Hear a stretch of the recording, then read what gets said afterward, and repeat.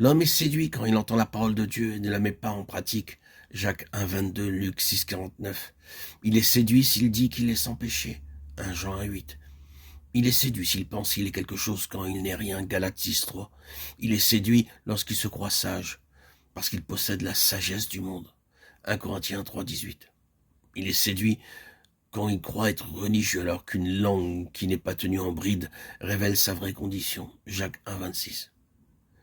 Il est séduit quand il s'imagine pouvoir semer impunément sans récolter ce qu'il sème. Galates 6, 7.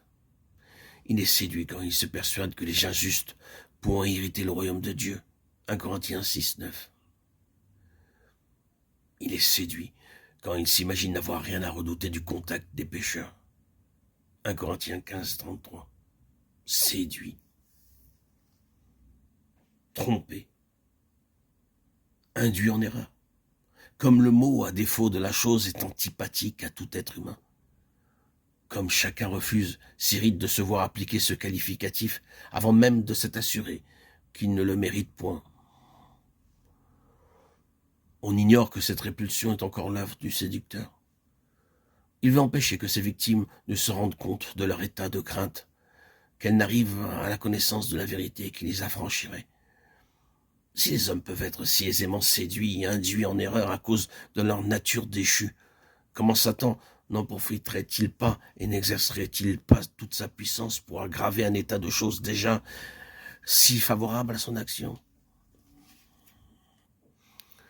Les puissances des ténèbres, Satan et ses anges, agissent, travaillent avec une ardeur infatigable pour maintenir les hommes dans l'esclavage de l'ancienne création, qui donne naissance aux formes les plus diverses et les plus nombreuses de l'erreur et de la séduction de soi, de sorte que le terrain se prête au développement ultérieur de l'œuvre diabolique.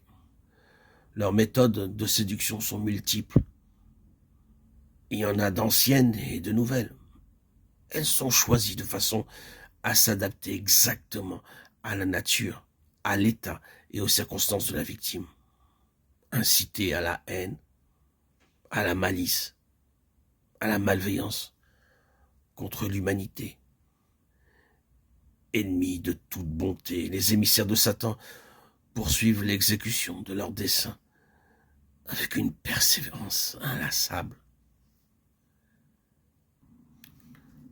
Satan n'exerce pas seulement ses séductions sur les hommes irrégénérés, il les exerce aussi sur les enfants de Dieu. Avec cette différence, toutefois, qu'il change de tactique et travaille en stratège consommé. Pour les chrétiens, il se sert des artifices de l'erreur et du mensonge dans le domaine des choses divines. Matthieu 24, 2, 2 Corinthiens 11, 3, 13, 14, 15.